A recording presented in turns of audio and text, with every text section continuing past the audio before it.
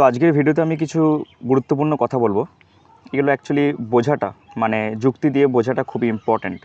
আর একটা ছোট্ট ক্যালকুলেশন দিয়ে আমি তোমাদের বোঝানোর চেষ্টা করব যে জিনিসটা সম্পর্কে আমি আজ কথা বলতে যাচ্ছি।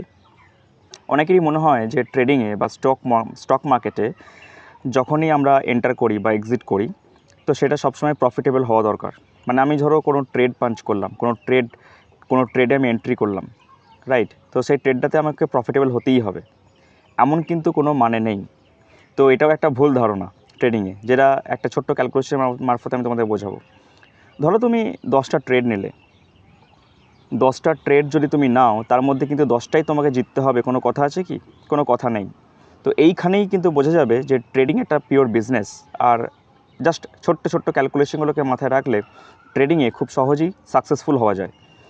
ট্রেডিংয়ে যদি 10টা ট্রেড তুমি নাও, তার মধ্যে আমি ধরে নিলাম তোমার 40% উইন রেট, মানে 6টা তুমি লুজ করলে, 4টে ট্রেড তুমি উইন করলে, রাইট? এবার তুমি যদি একটা ট্রেডে 1:1 রিস্ক টু রিওয়ার্ড রেশিও রাখো, তাহলে তুমি 6 টাকা লস করলে, 4 টাকা লাভ করলে, তুমি কিন্তু নেট লোকসানে থাকলে।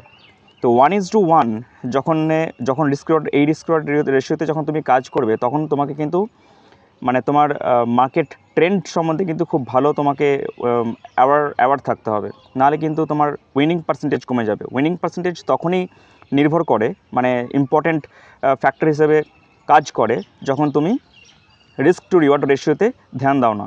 যদি তুমি রিস্ক টু রিওয়ার্ড রেশিওতে ধ্যান দাও, মানে নজর দাও বা গুরুত্ব দাও, ইম্পর্টেন্স দাও, তাহলে তুমি দেখবে যদি মিনিমাম তুমি 1:2 রিস্ক রিওয়ার্ড রেশিওতেও কাজ করো, তাহলে তুমি 10টা ট্রেড নিলে, 6টা তুমি লস করলে, তাহলে 6 টাকা লস হলো। যদি 1 টাকা করে লস নাও আর 2 টাকা করে যদি প্রফিট নাও পার ট্রেডে, মানে এই রিস্ক রিওয়ার্ড রেশিওতে যদি তুমি প্রত্যেকটা ট্রেড করো, তাহলে 10টা ট্রেডের মধ্যে 6 টাকা লস হলো তোমার, 6টা ট্রেডে 1 টাকা করে 6 টাকা লস হলো।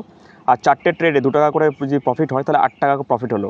তাহলে 8 টাকা প্রফিট থেকে 6 টাকা লস বাদ দিলে 2 টাকা তোমার প্রফিট থাকলো। এটা কোন হিসেবটা বললাম? এটা 1:2 রিস্ক টু রিওয়ার্ড রেশিওর ক্ষেত্রে বললাম।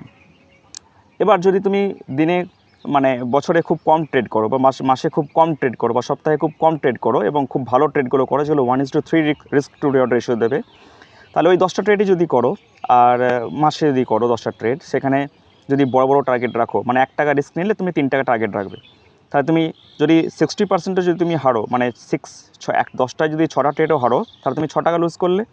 4টে ট্রেড তুমি যদি উইন হও, তাহলে 4 3 12, তাহলে 12 টাকা তুমি দিলে, 12 থেকে 6 বাদ দিলে হয় 6, তাহলে 6 টাকা তোমার প্রফিট থাকলো। তো এই সিম্পল ক্যালকুলেশনটাই তোমাদের বোঝাতে চাইছিলাম।